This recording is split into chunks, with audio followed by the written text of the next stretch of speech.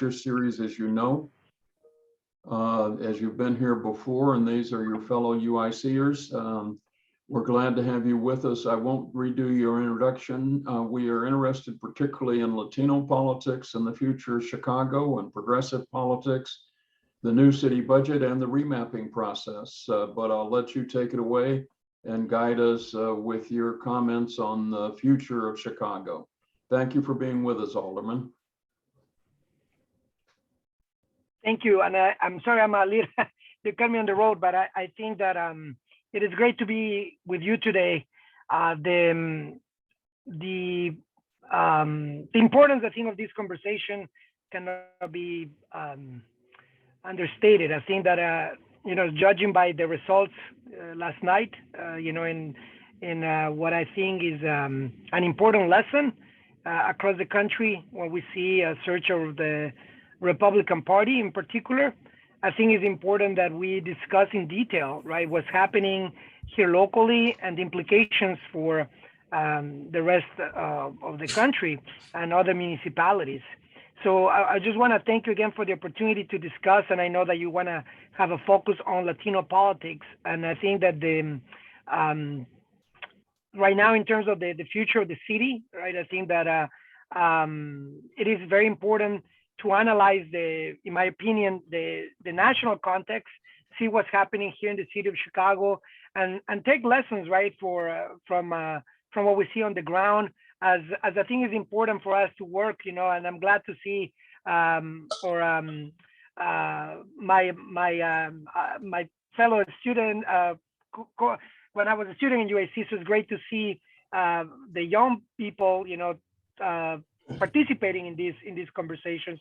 So if I will say a few things important in terms of the budget vote, right, that took place last week, I do think it is important and imperative that we do have an analysis of what's possible, what is needed, and how do we get there. In my opinion, right, when we see the progressive aisle not really understanding what having a $2 billion budget in an unprecedented time, where we see the need for social services in our community, where we see the need for investment and relief, I think that what we need to understand is what's possible. And it was very clear that in a $2 billion budget, extra funding from the federal government, I do think that we need to do justice with what we hear on the ground, what we hear from our communities, and the need for investment in affordable housing, in public housing, in shelters, in emergency housing, the need for mental health investment, the need for investment in violence prevention, in relief, and a different strategy. It is dire. We've seen the results of the previous two budgets. In the last year, we have 772 homicides in the city of Chicago. This year, we are in trend to potentially have the same tragic statistics. We see children who are dying, victims of violence. We have almost 6,000 people who died in the pandemic, many of them essential workers. The level of trauma, the level of despair and suffering in our communities should indicate from our public officials that we cannot compromise in basic essential social services that ultimately prevent more tragedies in our community. But that's exactly what happened. And I tell you, as someone in the Progressive Caucus, someone who also is in the Democratic Socialist Caucus, someone who is directly working with coalitions on the ground, I think that the $70 million investment on SROs, single room occupancy, is essential.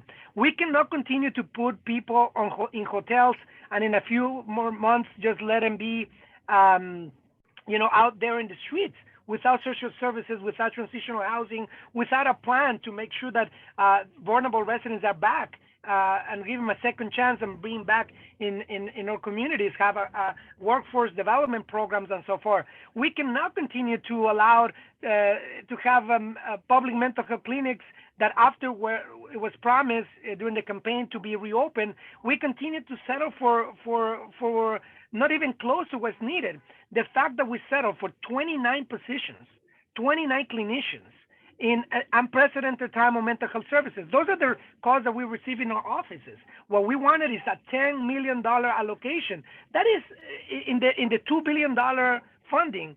Of course, it's possible and necessary. What we need is 150 positions so that we can start addressing the dire need of mental health in services in our communities. But what we continue to see is this disconnection between public elected officials and the communities that we serve for political gain or whatever compromises we're making. The other thing that I think is important to realize is that there was a call from faith leaders and people from across the city for at least $100 million of funding for violence prevention initiatives. These violence prevention initiatives have shown to be very effective. In fact, we're going to have a conversation with the University of Chicago Crime Lab that shows extremely positive results, a decrease of at least 30% reduction in violent crime. That is exactly what we see in our communities, as rising homicides. We see a lot of more young people involved in carjackings, and it's tragic. And instead, what the city has decided to do is to increase the budget for the Chicago Police Department without any accountability. The FOP contract is a disservice to the city of Chicago when we cannot put in the contract the fact that police officers must submit accurate statements. I mean, the fact that we have not learned from the Adam Toledo case, that we have not heard from the Anjanette Young case, it is concerning. The Inspector General, on his way out, the former Inspector General, submitted a very troubling report questioning the direction of the city and stating that we are in a really, really dire need for transparency and accountability in our government. The fact that there was a call for the release of the Hillco report in Little Village, the Anjanette Young report, that those are reports that the mayor has the prerogative to release to the public. The city code is very clear. When they have cases of high public interest, the mayor has a responsibility to release these reports. But yet, instead of insisting on accountability, we have gave a blank check to the mayor. On top of that, as of yesterday, she made other really problematic remarks. She has said directly, and I'm going to be verbatim, she has said that she wants an inspector general that knows the importance of staying in their lane. It is extremely concerning when we have the influence of the executive branch in the process of electing and selecting not only the new inspector general for city council, the deputy of inspector general, and the COP administrator. So I think that there's some troubling signs of lack of accountability, and I think it's imperative, if we want to prevent more of these issues in our city, we need to make sure that we deliver our promises, that we have, and budgets, as Mayor Lightfoot has said, those are moral documents. Who are the most effective with these decisions? Of course, the most vulnerable neighborhoods, where many of these essential workers have died in the pandemic. There are a lot of Latino neighborhoods, a lot of Black neighborhoods that are in dire need of investment. And it is incredible that we have given Chase Bank, and again, another bank who was clearly involved in the issues of discrimination, the redlining, that have affected neighborhoods like Englewood, where we have even at least one convicted developer or a financial institution that was in schemes where it was clear that there were predatory practices affecting Black residents and Black homeowners.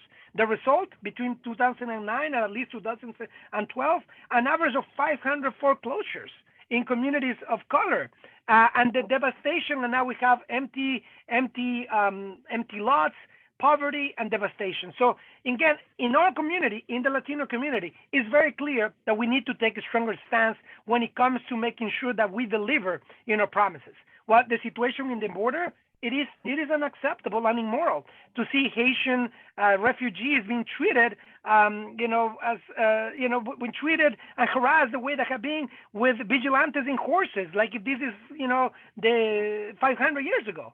The fact that the borders continue to have many people disappear, many people who died in the border, and the lack of reform, the lack of a comprehensive immigration reform that Democrats continue to delay to try to compromise with Republicans.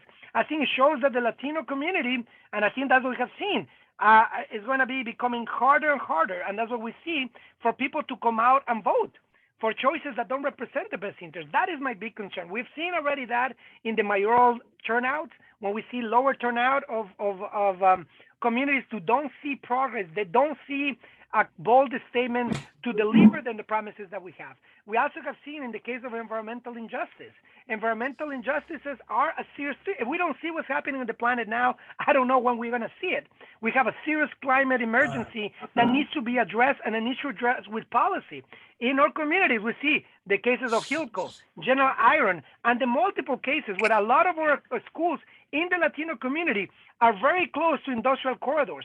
The cognitive effects on these bad decisions to allow the industry to push for polluters in close proximity to schools, children, families, and seniors in the middle of a pandemic show the urgency of our communities to organize, to really have elected officials that represent the best interests of our community instead of the corporations and billionaires who are influence government. What's happening right now in Washington, another great concern, when now they're being negotiating yet again the Medicare for all component, the pharmaceutical company seems to be getting their way, when we have many residents who cannot access basic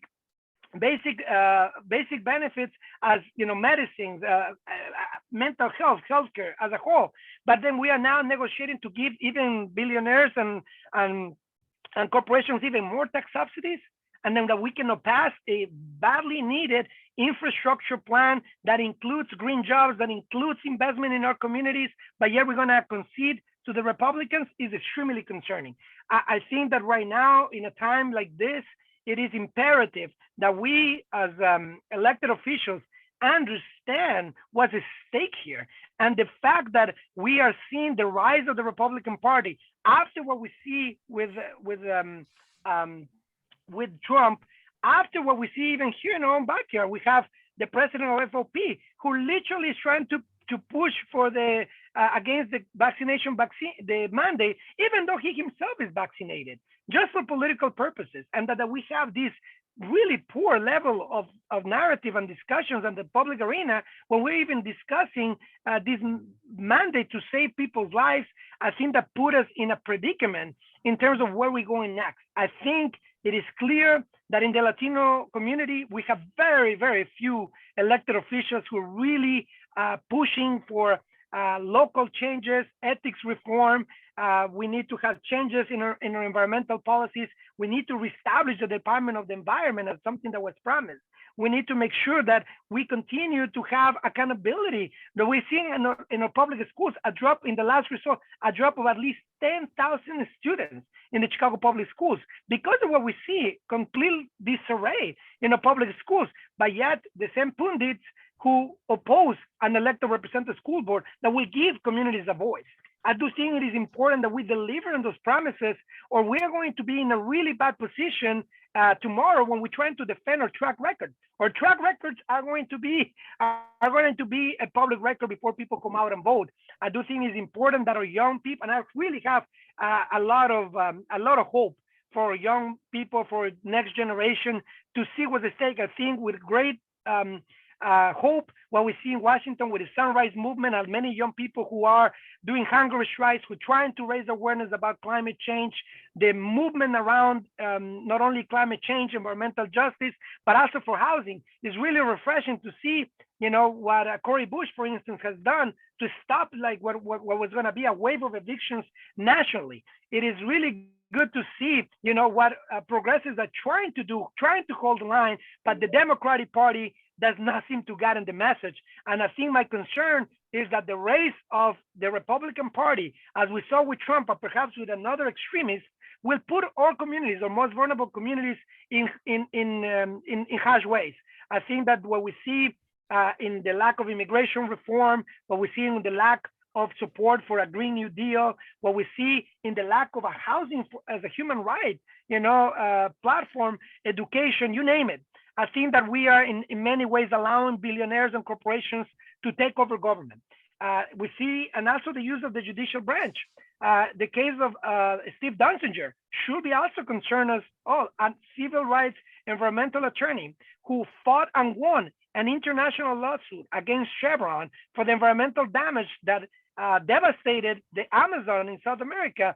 Thousands of people sick and dead because as a result of oil spills. A $9 billion settlement that was awarded based on international courts. What the courts did here in New York is appalling.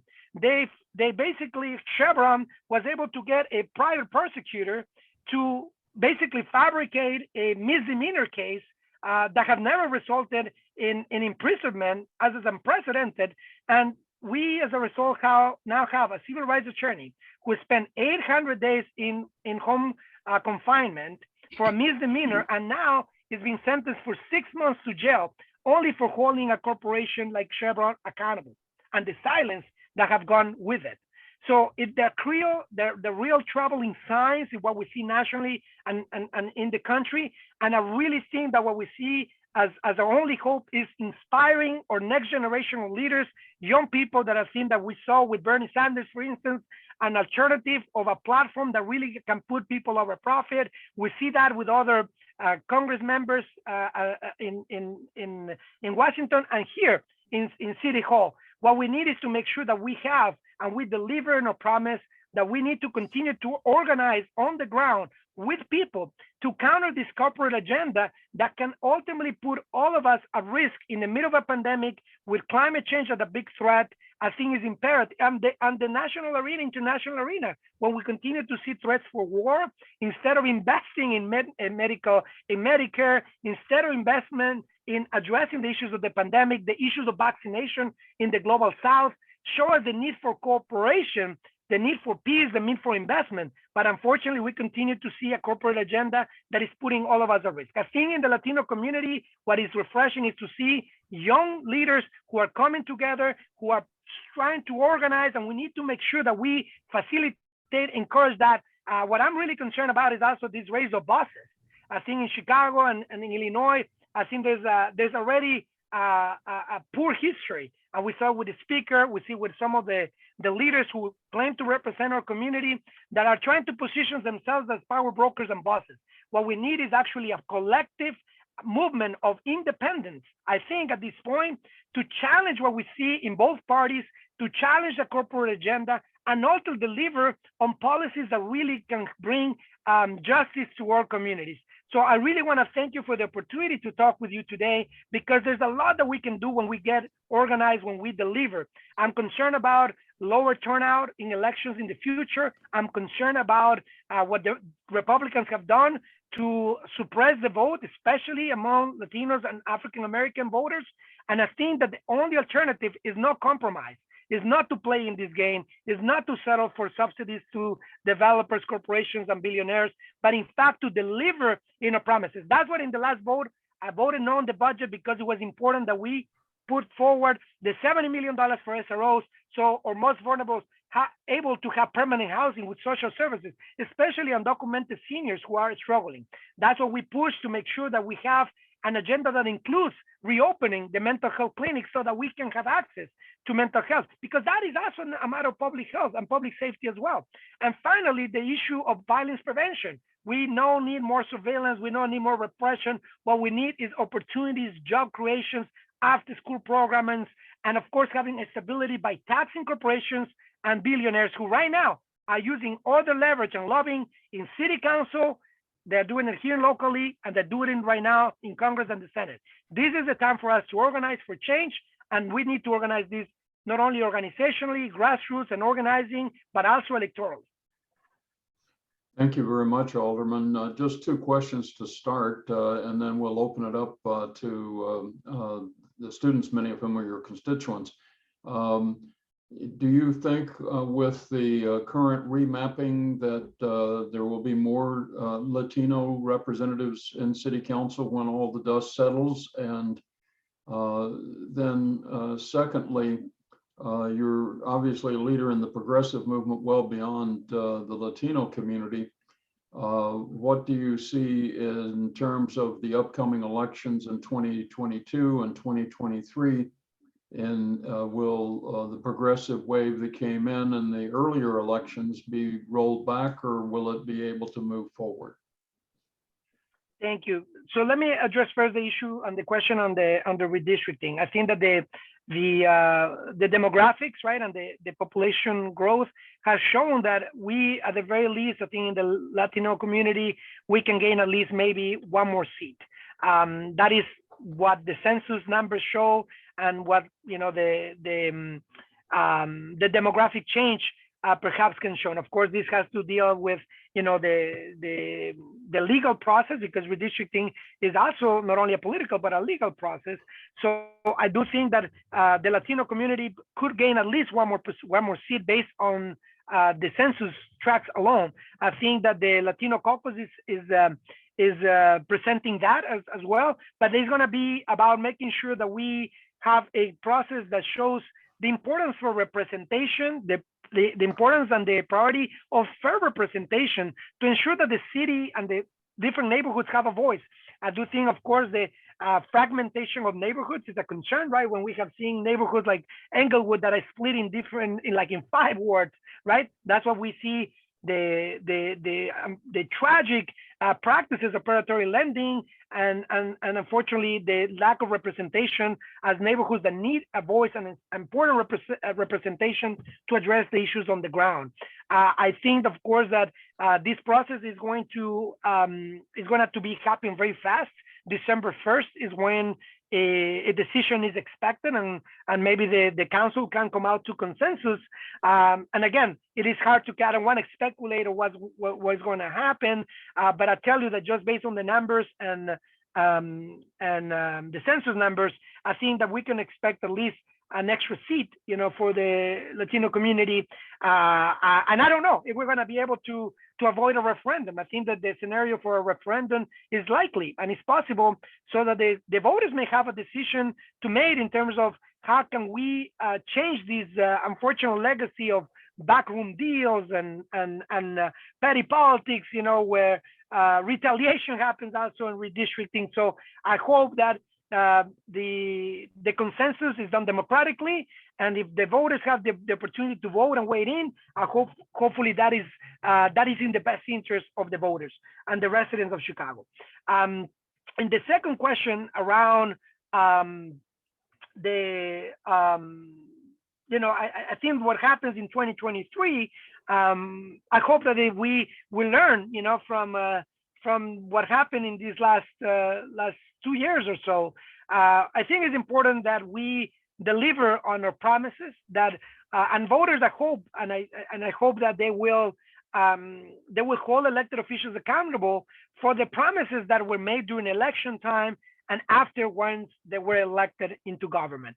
I know that and again, as an elected official, it is not always it's so easy to deliver promises. It's not. It takes courage. It takes work. But when we see so many broken promises, the elected school board, when we saw a broken promise on the Department of the Environment, the reopening of the mental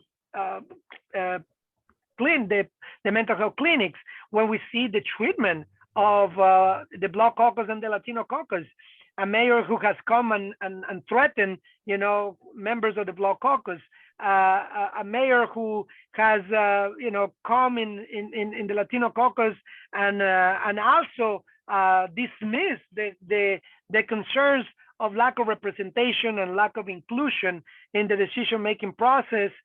And instead of addressing these issues, instead of addressing the issues of corruption in the city of Chicago, we have seen in this current administration the same old tactics of the past. In fact, I think at some point Mayor Lightfoot turned off my mic one time, that when I was speaking with arguments about disagreements that are normal in politics. But these tactics of the past, these tactics to dismiss, to marginalize, these tactics of transactional politics don't do justice to our city. I think that the results are, obvious for the people to see. I think in the last approval ratings of the mayor, and one of the polls, they show the mayor at a 26% approval rating. And I think that there's no excuse for anyone or the mayor to blame others for this outcome. I think that it shows the discontent and the frustration of the people across the city who were promised some things but did not see that delivered in the last 2 years plus. I do think that in 2023, what we can expect is a number of challenges coming from different flanks. I tell you that we're already seeing the potential candidacy of Arnie Duncan, for instance, someone who's not unfamiliar to Chicagoans. He was in charge of the Chicago Public Schools. I think that neoliberal approach, I think that we already seen, and the consequences of that. People talking about violence, but people forget about the school closings that happened in this neoliberal agenda that was set up in motion, years ago, and we're seeing the aftermath. We gotta vet our candidates knowing what they said, but what they done and what is the track record in our community. I think that we see probably a number of other challenges, in the mayoral and in the city council as well. So my hope, again, is that voters in the city of Chicago don't get discouraged, that the lack of accountability and the corruption that we have continued to see does not deter people who are coming out to vote. In the last 2 cycles, we have already seen low turnout of voters. I hope that we can do a lot in terms of organizing so that we can have a platform that ultimately holds any candidate accountable to what they want to deliver. And I think that learning from what has happened and the lack of accountability, a mayor who came in with a support of 75% of the voters, to see now that probably like a quarter of voters in Chicago still support Mayor Lightfoot, I think shows, and I think this approval rating that reaches at least 46% before an election shows that, in my opinion, we're going to see a very interesting mayoral race. I think Mayor Lightfoot is going to be under a lot of scrutiny, and I hope that within these conversations, hopefully we see an alternative that honors the demands and the priorities on the ground. And again, we have not seen this in the last budget votes. We have not seen this in the mayor's ability to govern and govern as he campaigned for, as he claimed, with inclusion, with tolerance, with respect. That's not what we have seen. And I think Chicago deserves better than that. And I hope that in the next year and a half or so, we can organize neighborhood by neighborhood so that we can see the Chicago that we all deserve. Thank you, Alderman.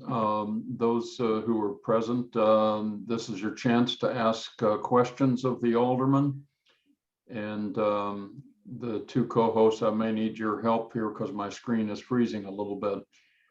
Questions of the Alderman. Philip, I saw your hand first. Yes, thank you, Alderman, for joining us. One quick question. So regarding when you were talking about the policing and with the money towards policing, so yesterday in the election in Minneapolis, we saw that 52.6% of people voted against overhauling the money for policing, and Minneapolis is considered the 6th most liberal city, and Chicago is considered the 11th most liberal city, according to World Population Review. So do you think if we had a similar vote in the city of Chicago, would we see similar results, or would you expect for us to actually overhaul the money for policing? No, that's a great question. And I think I will answer with two important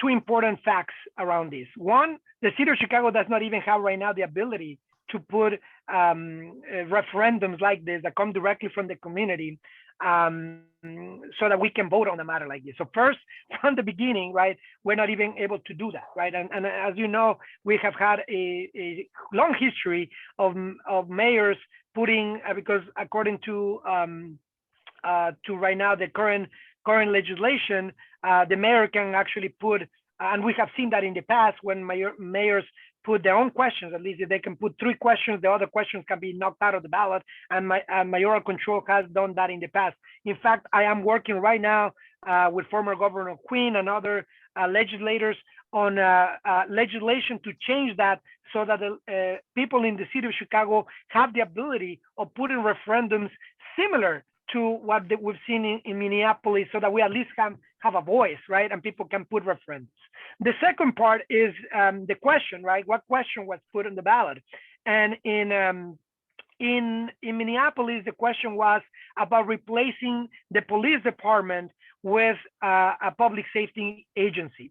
I think that it is the question, right, that on itself provides a lot of uncertainty for voters. I think if we will change the question and to discuss where we want to be more detailed, right? How we're going to start reinvesting or disinvesting in budgets that are quite frankly inflated. And look at the results in the Chicago Police Department. In the Chicago Police Department, we see a clearance rate that does not even reach 20%. There's completely lack of accountability. The fact that even, when we ask the Chicago Police Department for any basic information, we still, as elected officials, have troubles even holding them accountable on basic needs. So I think that the question could be rephrased and could be done in a way to have a referendum to inform voters of the alternative. I think the alternative of investing in mental health. Right now, we also put forward a proposal so that we can bring members of the police department who are social workers, who are nurses, to make sure that we change the response. When we have, especially for emergency response, for domestic violence disputes, for mental health calls, we cannot have the department of the Chicago Police Department answering those calls, especially when we see the practices and the lack of changes that we were not able to enforce in order to make sure that police officers at least can show you accurate statements when they provide a statement in investigations. The Adam Toledo case, the case of Anjanette Young, show really troubling signs of the lack of accountability. And for many of us, the case of the times of John Birch and many other issues in the Chicago Police Department have shown us that there has to be accountability. I know we have now a new process, the Empowerment Committee for Public Safety, which is yet to be seen. I'm really concerned, and that's what I already bring this to your attention, the selection for the new COPA administrator and the attempt of the executive to influence these processes have to give us a little bit of pause of what's happening. And hopefully, I think as we inform about the alternatives, I think that what we've seen in other parts of the world, that what we need is investment in prevention. It's like public health. We need to invest in prevention more than reaction, but that's not what our budgets have us do right now. So I think that as we stay right now with the current conditions, it is very difficult to get to changes. But I do think that as we continue to organize, provide factual information to people across the city, I think people can make better choices and better decisions, but we need to make sure that they have all the information at hand before we have a referendum. So to your question, I think that Minneapolis and many other cities are still struggling for these questions, but let's see the results. I think that the results were 53 to 47%, if I'm not mistaken. And that was a pretty bold question that was on the ballot. So I think that over time, I think that we're going to continue to see more demand for accountability, more demands for changes in our strategies, and more accountability for Chicago Police Department, where we have some serious troubling signs of the lack of accountability, given and judging what the FOP president is doing, judging by the practices that we continue to see in the department. A lot of more changes are going to happen. Hopefully we can do this sooner rather than later, and we'll be working so that we have we have this opportunity to discuss in ballot initiatives with our Chicago residents. Thank you, Alderman. We Thank you have so some other much. questions now. Christopher, you're next. Yeah, thanks. Thanks for joining us, Alderman. My question's about the budget. So during the 2020 budget vote, the Socialist Caucus was united in voting no, with the exception of one member who's no longer in the caucus. But this time, that unity, we didn't see the unity. Only you and Alderwoman Taylor decided to vote no. I won't ask you to speak for your colleagues, obviously, but for yourself, could you maybe speak to the pressures that you face to vote yes, whether that's from the mayor's office or from powerful developers who might try to fund against you in future campaigns? And then, despite those challenges, like, what gave you the confidence to vote with your heart on this budget that you really thought could have gone a lot further? Yeah, so, and yeah, I cannot speak on behalf of the other members of the Socialist Caucus, but I tell you that as a democratic socialist, we got to look at the facts of this budget. The fact is that we gave $450 million to Chase Bank, a bank that did not even, and some of the CEOs on the same banks that are questioned did not even show up to some of the hearings in city council to have a serious conversation about how they're going to change their practices. This budget gave 11% increase to the Chicago Police Department in FOP contract that did not include basic accountability. This was an opportunity with $2 billion at our disposal to think about a transformational change in the city of Chicago. I think that we have the ability, and we have red lines, right? We discuss as progressives, what are our amendments? We were in those conversations when we have amendments that discuss a $70 million investment for SROs. Single room occupancy and transitional housing is essential to address the issue of homelessness in our community, so that we have wraparound services and the basic needs. So we have shelter to almost 80,000 people who are unhoused right now. The fact that we allowed, the shot-spotted contract, a shot-spotted contract was highly questioned, not only by us, but by the Inspector General, and the show of inefficiency, and more than anything else, questioning even the public safety of such software. $30 million there alone. The vacancies of the Chicago Police Department, at least $50 million of what we can say of vacancies that won't be filled even by 2022. So we had the resources to have our amendments fully funded. What we discussed as red lines on $10 million for mental health, that's 150 positions, not 29. And at least several of those are administrative positions. 150 positions, $10 million is what we wanted, not $6 million over 3 years. That's not a gain. That's going to represent 29 members or 20 members or so who are going to be overworked. Without the real access. And what we discussed was the need to reopen some of these shut down mental health institutions, public health institutions. The fact that we did not push for the $10 million, we did not push for the $70 million for SROs, and we did not push for the $15 million extra that faith leaders and people across the city were demanding, show us that there was no negotiation here. There was not a push.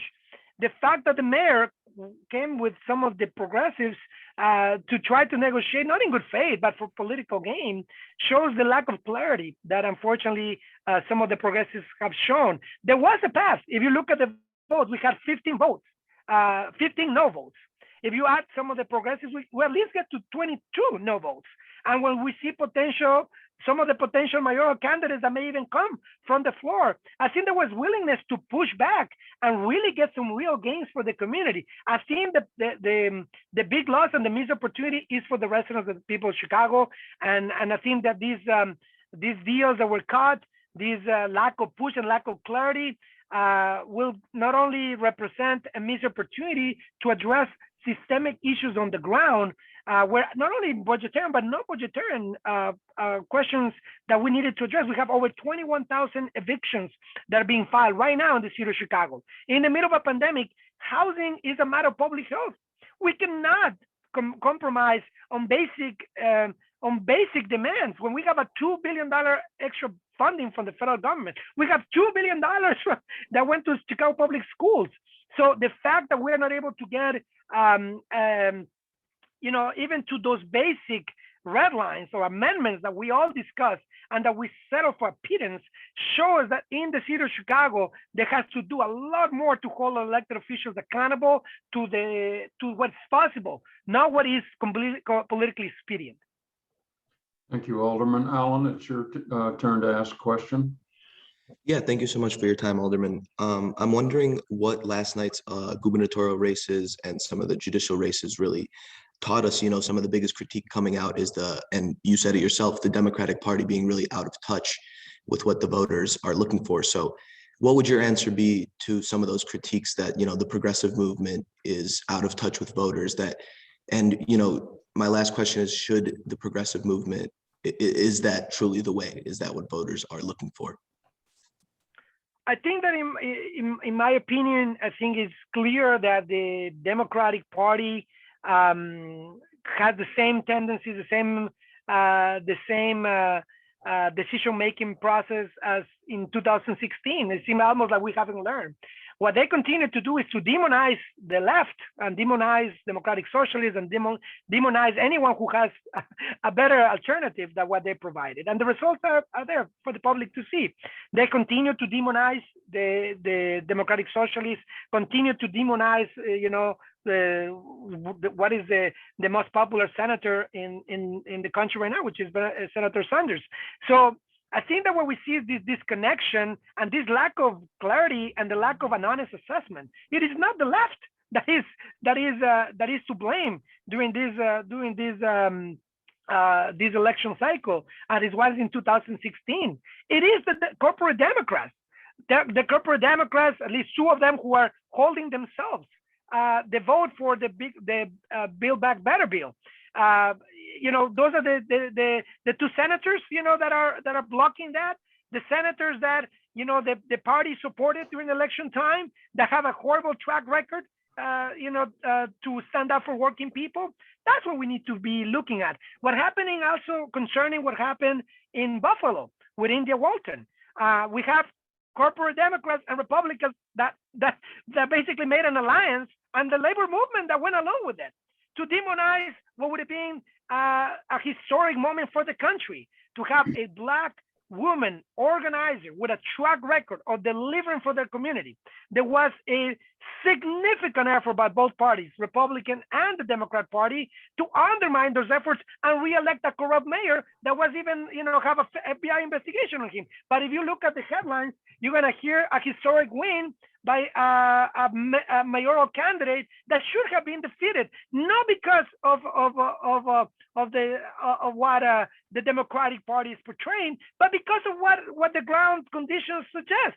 A community that is suffering from disinvestment, has historic poverty rates, and the corruption that went along, and then we're going to allow that to happen just to demonize what would have been a first socialist mayor in decades. I think it's very concerning what we see in the narrative of the Democratic Party. And I hope, and I really hope that, this is a reconfiguration because the corporate media is going to continue to fuel the narrative.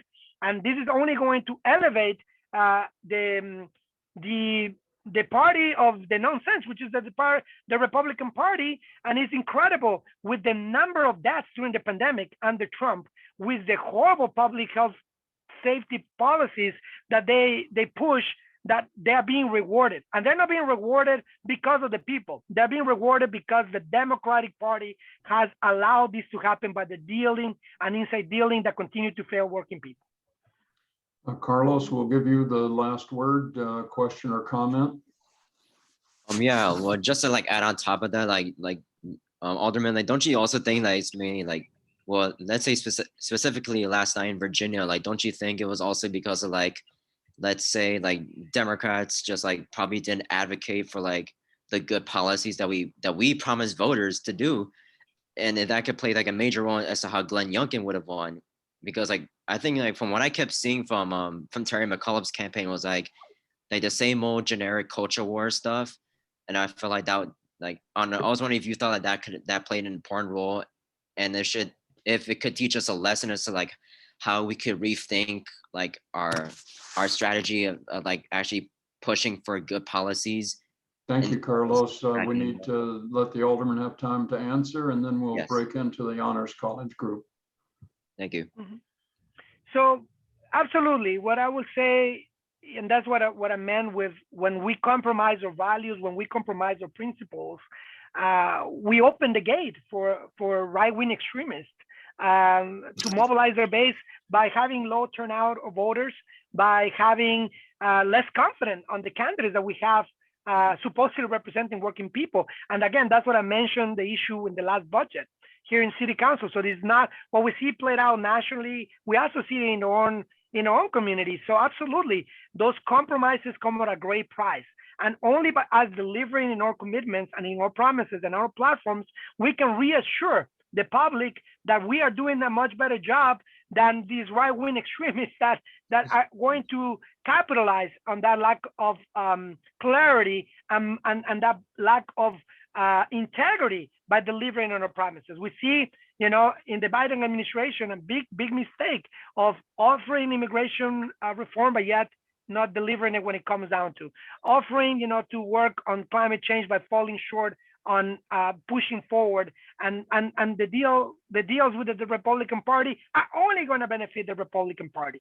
So I think that is imperative that right now we have that clarity, that we continue to focus in organizing for those platforms, that those priorities on the ground, and delivering on that will be essential for us to have a government that is functional, or perhaps allowing again the Republican Party to come and try to dismantle government itself, as we saw, unfortunately, previous to this administration. Thank you so much, Alderman, for being with us today. And if you will stay just a few minutes, this is the end of our Chicago Futures lecture, but if the Honors College members will stay, we will in fact have a brief discussion with the alderman. You may be able to ask questions of how he became alderman and how you can move your careers ahead. Thanks everyone for coming today, and particularly the alderman. And now as we go to just the Honors College, Alderman, I'll introduce you to, as you've met before, Dean Ralph Keene, who is the Dean of the Honors College. Alderman, thank you again for just giving your time to our students. Welcome to the Honors College once again. I wish we could be welcome